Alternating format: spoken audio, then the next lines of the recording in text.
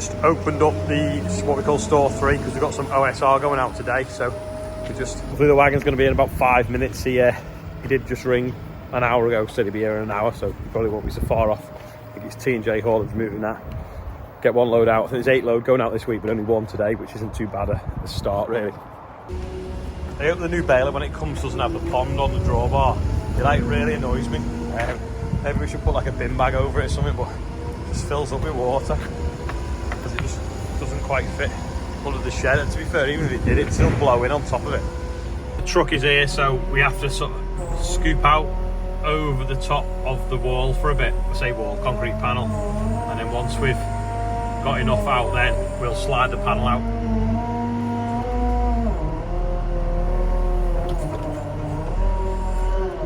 And then what then flows will shove into that shed there once we've swept it out better and cleaned it.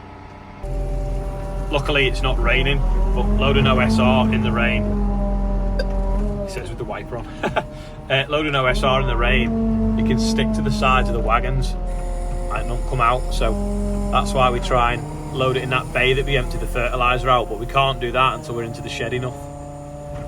Got room to turn around in the shed. Just been scooping out, but it's obviously still against the wall, so we'll probably have to take another wagon load out before we can remove this concrete block out. All loaded now, probably about 29 tonne on, and he is off to the plant. I briefly showed you this the other day, and someone reckoned that it's got a different axle on it to what it should have on. Does anyone know whether it's true or not? Just in the buggy going to the aptly named Brick Wall. So it used to be called a pub called the Brick Wall. Anyway, Elliot's not knocking it down, but he's knocking it about a bit and they're refurbing it. And there's a load of bricks that they're just going to dump as hardcore. So we're going to see if they're worth collecting on the dump trailer in case we need them for any projects. So go down and see what they look like. Another day, another fly tip. Another remains of a cannabis farm by the looks of things.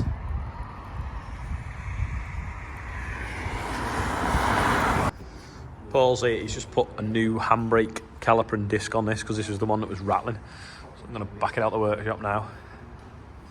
Just going to make a tap out of that bolt to clean out the holes on the concrete panel, so when we come to lift it out later, the screws will go in easier, the lifting eyes. Okay, we just cut some slices in it now with a whizzer so we can clean the hole out with it. If we wind that in and out of there now, give it a good cleaning out. And then these should go in a bit easier. Ivan! He doesn't know his name, Rob. No, not yet. Come on. Come on. Here we go. That's just a van as well, doesn't he? What's a van? Vlogstog. Aren't you? Vlogstog, yeah, you should call him that. Vlogstog. I think a guy in New Zealand was saying that we should fill the tyres with water on this to stop it bouncing. But it just obviously then makes it heavier, which is alright if you're doing like draft work, but this time of year we don't. I'm just going to go it for a run now with the trailer on. Pick these bricks up I went to look at before. Let's see what they're like.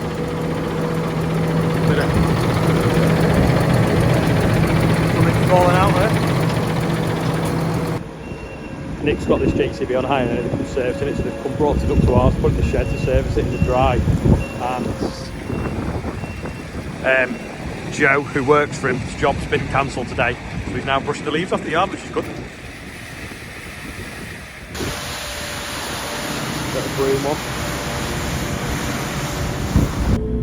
If anyone thinks that dog fails are a good idea, they're kind of not now. With the rates you've got to pay on them, and then the fact now this is a concrete block to make another camera pole so that we can keep an eye on who's not picking up the poo.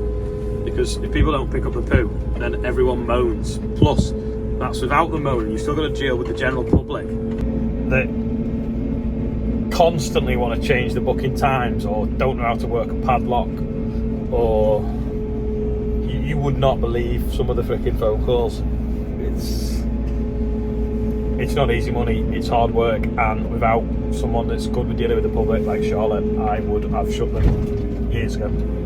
Anyway, me and Rob are going to get this block in. He's just gone across the road now, so for a piece of steel to make a mast We'll make a base plate, roll bolt into this, and then mount the camera, and then we can put it in the field with it. Works off a solar panel. 3 sets to drill bits. No one puts anything away. Drill some holes in that now. Cut that in half because it's too big. We can't find a 30mm masonry bit, so Andrew's just gone to Screwfix to get one. Sorry, a 12mm, but actually he's not. He's gone to Tool Station because that's a bit cheaper than Screwfix. I'm going to go and do the birthday bumpers before it goes dark, because it is starting to go dark despite it only being half 3. And I'm going to finish early today because I'm going to Settle Farmers Club in Settle, which is an hour and a half drive with no traffic. So it's probably going to be 2 hours drive to be there for 7. The pile is starting to grow because the chipper is still parked over there waiting for the belt. They can't find it, DPD, so they have decided to send another one now from Austria. Hopefully that one will arrive while the other one is lost property. They know where it is, it's in Birmingham, but they reckon they can't find it. Anyway, because of all that shenanigans, we've also not been happy with some of the stuff with the Royal Mail before Christmas, and then also, but it's like the post office moan about Royal Mail, backlogging them as well. So Ian's been to the Royal Mail collection point, so we want to try and get him to come here to collect the stuff. Anyway, he's been up there and sorted a better deal out where we can get it tracked as well, and a similar cost to the other postage and stuff. So if anyone wants to order any merch, we can now hopefully send it tracked through a different way, but through Royal Mail that is now not striking as much as it was at Christmas. Shouldn't really mention strikes, but someone did email me the other day and say that in Japan, when the train drivers out there wanted more money, rather than go on strike, they just stopped charging people for tickets and kept the service going. So obviously then the bosses were like, well, we're not making any money because they're not charging anyone for tickets.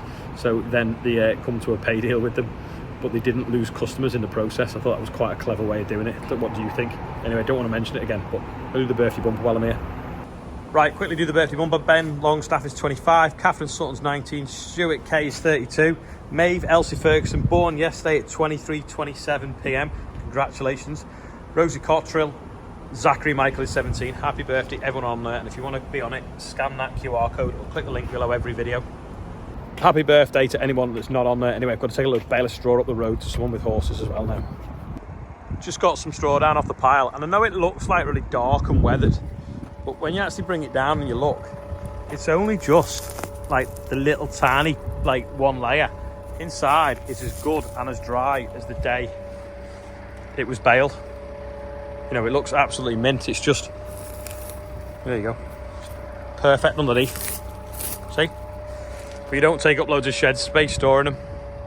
I don't really like delivering straw because I'd sooner put it on a wagon and sell it a bale at a time and try and juggle it into a space that they're not designed to fit. It's sort of like walk it in now. I don't think it's going to fit.